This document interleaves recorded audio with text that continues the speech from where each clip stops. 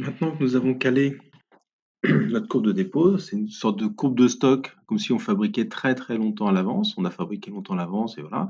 Maintenant, on va caler notre courbe de préfa. Donc, courbe de préfa, comment ça se passe?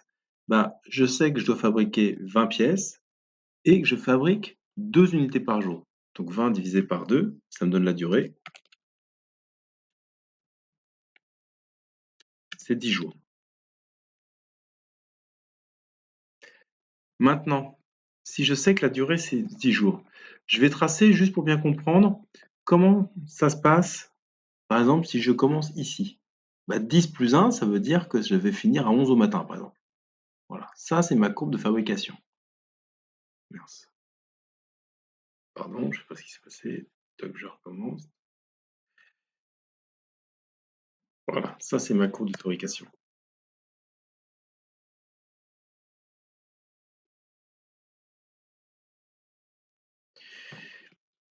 Maintenant, si cette courbe de fabrication, là je l'ai fait partir à jour 1, je peux la déplacer comme ça. D'accord? Je peux commencer jour 7, jour 3. Ce qui compte, c'est que je fabrique 2 unités par jour. Si le début du chantier est là, je peux dire, bah, par exemple, j'ai 5 jours de préparation du moule, de ma zone de préfa, et puis je commencerai que J16. Mais ce qui nous intéresse, nous, au planif, c'est de tout caler nos barres ici au plus tôt. Et par contre, ce qui nous intéresse au niveau de la préfa, c'est de caler au plus tard. C'est-à-dire qu'on va déplacer cette barre-là jusqu'à temps qu'on ne puisse plus. Et ce qu'on voit, c'est que ça ne va pas bloquer en bas. En bas, on a de la marge, mais ça va bloquer en haut dans ce cas-là. Pourquoi? Parce que la cadence de préfa est plus faible que la cadence de pose. Donc la courbe, vous voyez, les éléments qu'on va fabriquer ici, on va avoir le temps pour les poser. Celui-ci, on va avoir le temps pour les poser. Puis ici, ben, on n'a plus le temps. Dans les hypothèses, j'avais dit qu'il fallait qu'on ait 3 jours minimum à respecter de séchage pour que le béton, enfin de durcissement, pardon, pour que le béton ait une résistance suffisante.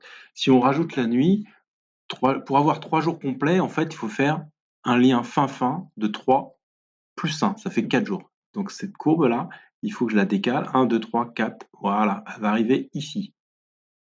Vous voyez, j'ai un lien fin de 4 jours. C'est-à-dire que les poutres que j'ai fini de fabriquer J16, ça passe la nuit et le lendemain, je fais 1, 2, 3, mais ce sera durci que le lendemain quand je décoffre. Si je veux aller la mettre, là, je peux pas. J'ai que 12 heures de séchage. Là, c'est 12 heures plus un jour, 12 heures plus 2 jours, 12 heures plus 3 jours et mes 4 jours de séchage.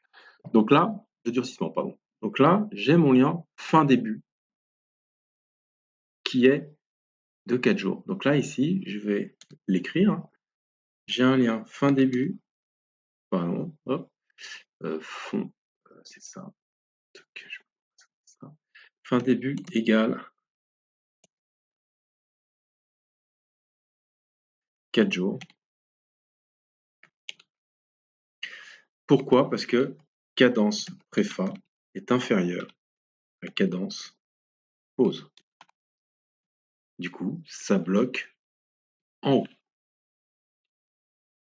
D'accord? Ça va bloquer en haut ici. Voilà. Une fois que j'ai fait ça, je calcule. Comme je sais que c'est le lien fin-début qui ne marche pas, bah, ma date de fin ici, si je la calcule au soir, c'est 20 au soir moins 4.